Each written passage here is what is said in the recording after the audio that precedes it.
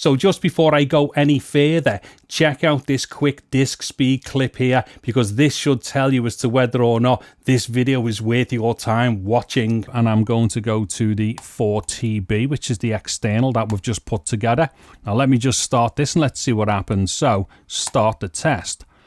And look at that, over 3,100 megabytes per second for the write and over 3,200 megabytes per second for the read. Okay, so in this video then, I'm going to show you the cheapest 40 gigabits per second, 4 terabyte SSD that I've managed to put together for my Macs.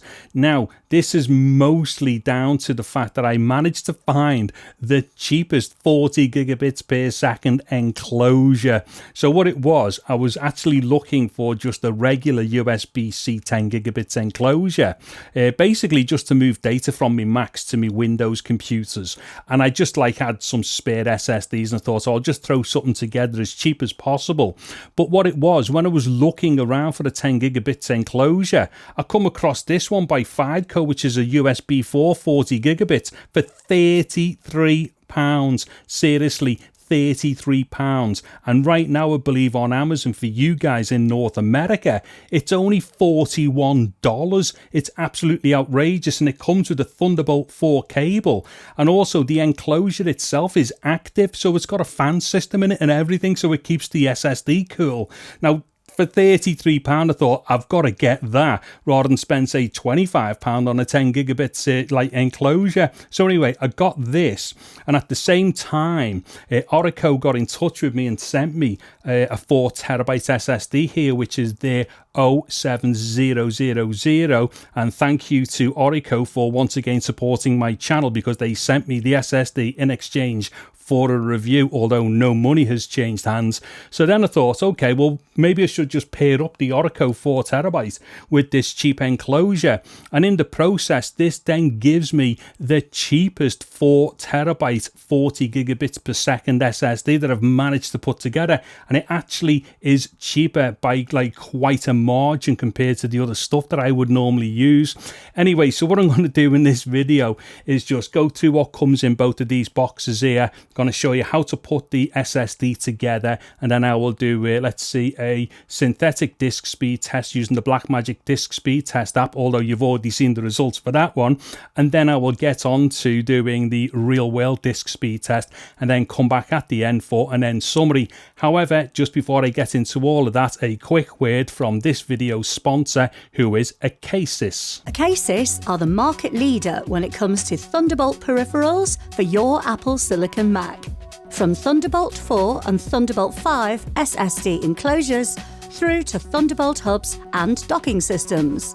With industry-leading blazing fast speeds, Acasis has you covered. For more information about the entire Acasis product lineup, go to acasis.com and use the discount code DAVID15 for 15% off anything you buy at the Acasis website. So the first thing that I'm going to show you is the SSD, which is the Orico O7000, and this is the 4 terabyte variation. So it comes in this box. Now there is the setup manual or the setup guide. There are 2 thermal pads. There's also a heatsink system, a screwdriver, and also a tiny little screw there. And then there is the SSD itself. Now, we don't need to use any of this stuff here because we're just going to put the bare SSD inside of an enclosure. However, what's good about this package is if you are using a desktop computer, you can then use the thermal pads and also the heatsink to put onto the SSD and then insert that into an M.2 slot on a motherboard, and it's also got the screw for that and the screwdriver to put it on with as well. So absolutely fantastic value for money as far as all that stuff is concerned. It's just a pity that we don't need it for this particular build. Now, the SSD also comes in 0.5 terabyte, 1 terabyte and 2 terabytes as well. However, I have absolutely no idea what the speed and performance or anything is like with the 0.5 terabyte, 1 terabyte and 2 terabyte. Now, moving on to the SSD enclosure, and this is by Fideco or Fideco. I'm not entirely sure how to pronounce pronounce the name of that company. However, the model number is the MT402. It's obviously a USB4 enclosure, so a 40 gigabits per second enclosure. Now inside the box, we get this user manual or setup guide thing. However, there does seem to be one bit of important information missing inside of this guide to do with the workings of the actual enclosure, and I will explain this once I open up the enclosure. Now also, we get these two rubber standoffs and a screw inside this little bag here. I will show you what they're for once we get inside the enclosure. We got this tiny little screwdriver for screwing down the SSD once we open up the enclosure. Now we also get a USB-A to USB-C cable here. Now that's going to be either 5 gigabits per second, possibly 10 gigabits per second. I haven't got a clue because I've not opened it up, I've not used it, and to be honest, this is not the reason why anyone's going to be buying it anyway who's watching this particular tutorial, because what we're interested in is the 40 gigabits per second USB4 cable, and this is branded as a USB4 cable. So just one quick thing to mention here, this really is a super cheap enclosure and it comes with a 40 gigabits per second cable. Now these 40 gigabits per second cables, or more precisely Thunderbolt 4 cables, these aren't cheap anyway. Okay, so that's exactly what comes in the box and what have you. I will now get on to putting the SSD inside of the enclosure. Okay, so getting into the enclosure. Now, the first thing I'm going to do is to just mention that the enclosure itself is made of metal or some kind of an alloy. So, as we can hear there, there's like metal on metal going on. Now, the entire thing is actually a metal or alloy case, which is then obviously going to be used for heat dissipation and stuff. So the case itself basically is part of the heatsink system. Now, also, where it says Fideco here, this actually lights up. So I think there's some basic RGB going on here. However, this is the thing that I was kind of alluding to with the setup guide. I can't see anywhere in the setup guide where it says how you switch off the annoying light, because for me these things are annoying when they light up. You know, you might be into RGB and stuff like that, I'm not, but if you're not like me, you can actually switch it off. There's a switch on the inside which I will show you in a second. Like I say, it doesn't seem to be mentioned within the setup guide. Anyway, what I'm going to do is just flip it round here. In fact, I'll flip it this way. So what I'm going to do is to just slide off the bottom plate here. So there's a bit of a grip system here. Now literally it just slides off this way, so let me just kind of get my thumb on here and push it. So there we go. As you can see, dead easy just to slide off. In fact, let me just show you really quickly. If I just slide it off there, there's actually like a couple of ball bearings, that's the wrong word, ball bearings. And the reason why they're called ball bearings is because they are balls and they are bearings. Anyway, Dave, shut your trap and get on with it. So we've got a ball bearing there and we've got one there, and that's basically just what locks the plate on. So let me just put the bottom plate back on there. So as you can see, it goes on dead easy and then off dead easy, he says. Yeah, it's dead easy to get off and on. Right, let me just refocus here and stop digressing. Okay, so looking at the motherboard here, there's a tiny little micro switch here. Now let me just see if I can get this to click. I might be able to pick it up with the microphone. Hold on. Okay, so that's a tiny micro switch. Now what that does is to, I think it either cycles through colors and then eventually switches off the light on the front. So just use that if you want to switch off the annoying light on the front, or if you're into the annoying light, have a play with that button there. I think it might change the colors and stuff and things like that. Anyway, on the inside here, obviously there's our M.2 slot there, and that's where we are now going to attach the SSD to.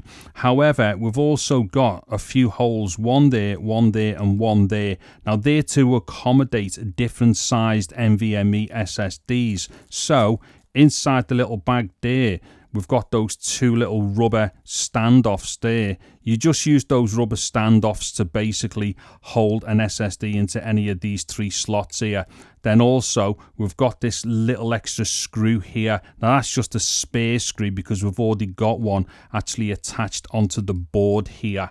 So what I'm going to do is to use the supplied screwdriver to unscrew the screw. So just screw that anti-clockwise. Can we see what I'm doing? Hold on.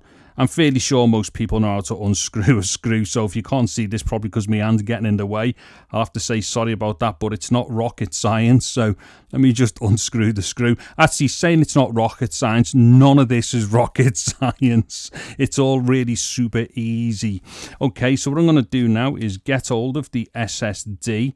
Now, as we can see here, the SSD's got two sides. One side says Orico, and then on the other side, well, that side says Orico as well, but it's the side with the gold strip on. That's basically the top of the SSD.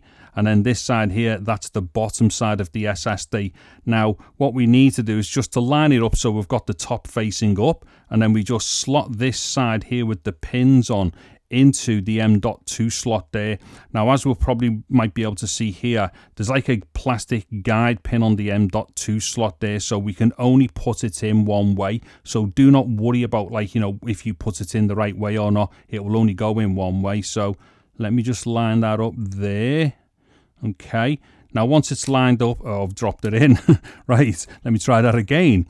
Once you line it up, just hold it in place and then push it in a little bit, okay? So give it a little bit of a firm push, not too hard, but you might feel it kind of go a bit clicky. Now, if I just let go of that SSD, as you can see there, it's kind of holding itself up in the air. Now, this won't be properly focused, however, as we can see, it kind of acts like a bit springy like that. Okay, so that's when you know that the SSD is actually fully inserted into the M.2 slot there.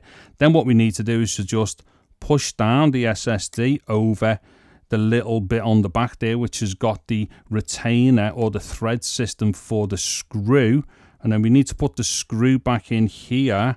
Okay, I'm making a mess of this because I'm trying not to get my fingers all over the place, but you know, it's tiny things, and I'm definitely going to be getting my fingers in the shot here. In fact, let me just see if I can just try and place that screw better on there. Right, as we should be able to see, that tiny little screw is now somewhat lined up with the hole that it's supposed to go in. Let me show you there, hold on. Right, okay, look, right, see there, that's the screw lined up back over the screw hole that it's meant to go on. So let me just tighten it up so we go clockwise with that, and then what happens there, that then fastens down the SSD. So that is roughly, in a nutshell, how you install the SSD. Now, as far as the thermal pad is concerned, the thermal pad's actually already attached to the inside of like the bottom cover here. Now, do not do what I done, which is to make the mistake of thinking that because this thermal pad feels like it's got plastic on it, that you pull that bit off. What it is, there's nothing to pull off the thermal pad, because I tried picking away at the edge here, and I don't know if we're going to see, but I kind of destroyed it a little bit on the edge. What it is, that's not meant to come off, so just don't try taking anything off the thermal pad. It is as it is, the way that it is actually stuck on now. There's nothing to peel off it. And then to put the bottom plate back on, it's super easy. It literally just slides back on and clicks into place. So I'm just going to rest it on the top like that, and then push it down a little bit, and then push it that way, and then we should hear it lock in. There we go. So it's now all locked in. Now, one thing I just want to test here, if you give me a moment. Right, there's absolutely no noise there as I'm shaking it. Now, that's telling me that the thermal pad is definitely placed against the SSD. And the reason why I'm saying that is because when the SSD is not in the case, there is a little bit of like, you know, you can hear like shaking going on if you like shake it about like that. So like I say, what this is telling me now is that that thermal pad is now pressing down on the SSD, keeping the board all in place and everything. So there is a definite proper thermal connection with the thermal pad on the underside of the lid here. Anyway, so that's all done. Now, all I've got to do now is to take one end of this Thunderbolt 4 cable, pop it into the Thunderbolt 4 socket or the C socket on the actual enclosure, and then pop the other end into my Mac. Okay, so I'm over onto my Mac, and the first thing that I will do is to show you how to format the SSD. Now, as you can see here, mine is already showing up on the desktop, and the reason why is because obviously I've already been using it. But what I'm going to do in a second is to show you how to format it. But before I do that, I'm recommending here that you have no other external storage devices attached. So no other external SSDs or SD cards or anything like that. And the only reason why I'm suggesting that is so that you don't accidentally erase or wipe over the wrong drive. So only having the one drive attached means that that is the only thing that can be wiped out and erased. Okay, so in order for us to format the drive, we are going to open up Disk Utility. Now, if you know where that is, then go ahead and open it up. If you don't know where it is, no worries. If we come up here to the top right, we've got a magnifying glass. So just go ahead and tap on that magnifying glass. And that is going to open up Spotlight Search. So what we need to do is just to tap inside Spotlight Search and start typing in Disk Utility. So DISKUT. And as we can see there, it's going to prompt us at some point for the Disk Utility app. So just go ahead and tap on there. Okay, now just before we go any further from here, what I'm going to recommend is that if we come up here to where it says Disk Utility, just tap on the arrow next to it and make sure it says show all devices. So I'm just going to tap on there. Now the reason why I always suggest that is because if you don't have that selected, you don't see all the options when you actually go to the actual erase function or the format function. Now it could be argued that if this is a fresh disk that you've put in, maybe that doesn't matter. However, it's just good practice to do this because you do get the extra functionality once you go into the erase function. Now, as we're going to see here, it says Orico Media. So what we need to do is to have that highlighted. If you see things such as containers or partitions and such, because you might just be rearranging something else, do not tap on any of these. Just make sure that you are in the root, which is going to be where it says Orico Media. Now from there, we need to come over to where it says Erase. Tap on Erase. Now once this is open, what we need to do here is where it says Format, make sure it is saying APFS, and where it says Scheme, make sure that that says GUID partition map. Now, if you plan on using this SSD, say with a Windows system or Linux or something with say Chrome OS or Android, you would then be better off formatting to exFAT. And if you wanted to do that, where it says Format, just tap into there again and you would select exFAT. But that's only if you want to start using something else other than your Mac. However, because this drive is just for the Mac, I'm going to go back in here, make sure I've got APFS selected and GUID partition map selected. Now I'm going to give it a meaningful name. So I'm going to call this 4TB. You call out whatever you want, which is going to make sense to you. And then just tap on Erase. Now this should only take a few seconds because there was not much data on that disk in the first place. And as we can see, it is done. And now what we need to do is just tap on Done. We'll exit Disk Utility and then we should have our newly formatted disk on the desktop. Now the next thing that I will do is to do a synthetic disk speed test, and for that I will use the Blackmagic disk speed test utility. Now to be clear, this particular test ain't gonna tell us every single aspect of any SSD. However, what it will do is to give us a really good idea as to the maximum speed of the SSD, which is exactly what we want to find out. So what I'm going to do here is go to select target drive, and the first thing that I'm going to do is to test the internal storage on the Mac. So I'm just going to tap onto my home folder to select the internal storage. Let me open that. Now I'll just start running this test. Now the reason why I'm testing the internal storage first is just so that we can see that the internal storage is faster than the external storage. And then what that tells us is that when we start doing the transferring of data during the real world disk speed test, that the internal storage can't possibly be bottlenecking the external storage. Although there is a particular bottleneck that we will see, and I will explain that in a second. But as we can see here, we're well over 7,000 megabytes per second for the write, and we're over 5,000 megabytes per second for the read, or around 5,000 megabytes per second for the read. Okay, let me just stop that. Now what I'm going to do is to go to select target drive, and I'm going to go to the 4TB, which is the external that we've just put together.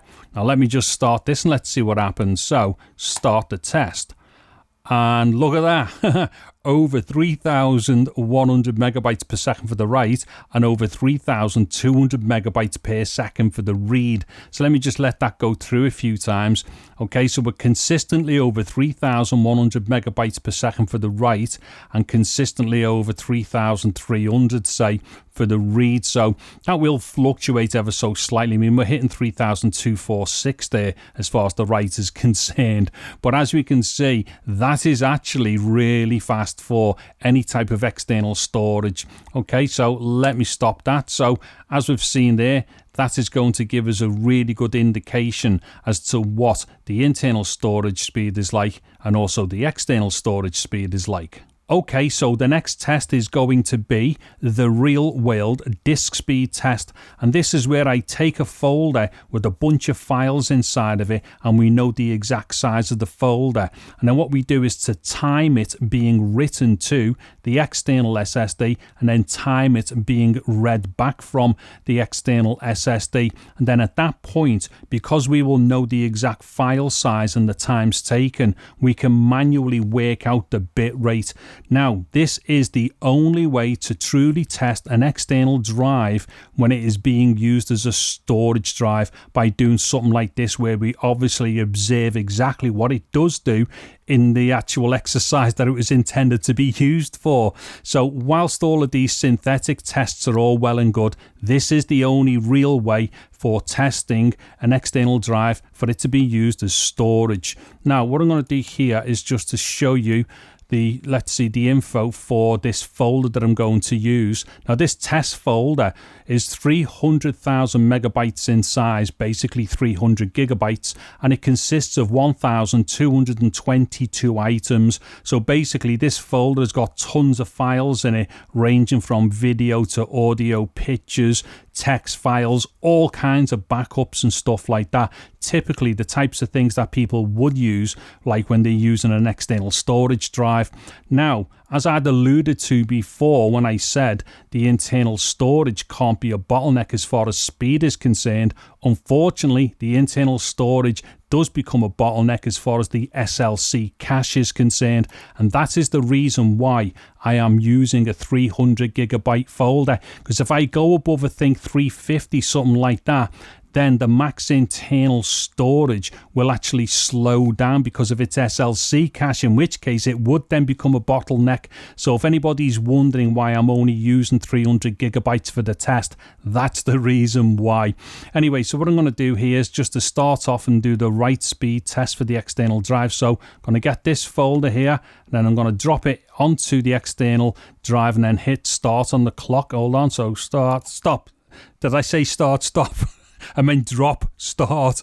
Okay, so what I'm doing here then is to time how long it takes for this 300 gigabyte folder to be written to the external storage. Now, what's interesting here, if we have a look down here at the activity monitor, we're going to see roughly around 3 gigabytes per second as far as the write speed is concerned, which, you know, let's face it, this is like the cheapest 40 gigabits per second enclosure that I could find, and this is also one of the cheapest 4 terabyte SSDs that you can get, and that performance there is just absolutely fantastic as far as I'm concerned. And I think what we are going to notice is that that number there around 3 gigabytes will be maintained right the way through this data dump. Anyway, I'm just going to speed through a little bit here and then get a timing at the end once the folder's moved over. Okay, I'm going to come back in here and get ready to hit pause as soon as that folder has moved over, which should hopefully be, there we go. Okay, I was going to say hopefully soon. Okay, so I'm going to call that 1 minute and 36 seconds. Let me just make a note of that. Okay, now what I'm going to do is the reverse and then time it to see how long it takes to read the folder from the external storage, writing it to the internal storage. So let me just delete the 300 gig folder from the internal storage. And of course, because we already know that the internal storage is faster for both reading and writing compared to the external storage, this definitely means that we can't be bottlenecking anything with these particular tests here. So we do get to see the true performance of the external storage. Now let me just reset the clock there. I'm going to do the same thing. I'm going to drop this. I'll do drop and start, not start and stop, or whatever it was I said before. So let me do this. Drop, start. Let me just move the clock up a little bit. Now check this out. Look at that speed there. That is ridiculous. So that is in the region of around, I'd say that's probably averaging 3.5 gigabytes per second or something. You know, it's going to drift a little bit. I mean, it's gone up there to 3.77 gigabytes a second. And then, like, you know, it was dropping down to about 3.4. But nonetheless, what we're seeing here is the read speed of the external storage. And that is just absolutely outrageous as far as I'm concerned. Anyway, what I'm going to do once again is just to speed up through this and then come back in at the end and get the timing for when it is completed. Okay, I'm going to come back in here and get ready to hit pause as soon as that folder populates onto the desktop. So give us a second. There we go. All right. That was 1 minute and 22 seconds. Let me just make a note of that. Okay, so what I'm going to do now is just go and do some quick calculations and work out what the bit rates were. Okay, so as far as the real-world disk speed test results are concerned, the total folder size was 300,000 megabytes. So as far as the write speed test was concerned, it took 1 minute and 36 seconds, which is 96 seconds. So if we divide 300,000 by 96, we get 3,125, which is 3,125 megabytes per second for the write speed. Then as far as the read speed is concerned, that took 1 minute and 22 seconds. So that ends up being 82 seconds. So if we take 300,000 and divide that by 82, we get 3,658, which is 3,658 megabytes per second. Okay, so let me just be clear about this. 3,125 megabytes per second for the write speed and 3,658 megabytes per second for the read speed. Now, both of those numbers are absolutely outrageous, but that read speed is just off the charts as far as I'm concerned. This little tiny cheap SSD here, 4 terabytes, is just absolutely mind-numbing. Now, just a couple of quick things. I'm just going to give you a quick example of what the noise is like on the enclosure, because of course it is an active one, so it's got a fan in it which is permanently on. So what I'm going to do is just go quiet, and then I will slowly bring up the enclosure to my microphone and you can get an idea of the sound.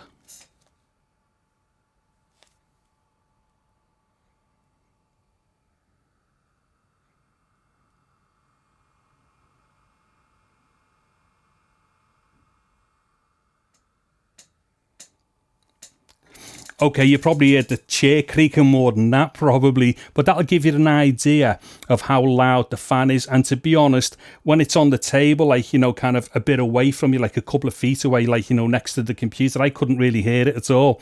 Now, also, I didn't bother doing a temperature test, and the reason why is because out of all the SSDs that I would normally use, this Orico one, which I've been testing a lot over the last couple of months, I've not done any videos with it yet. This is the first one. But this Orico actually does run really cool anyways.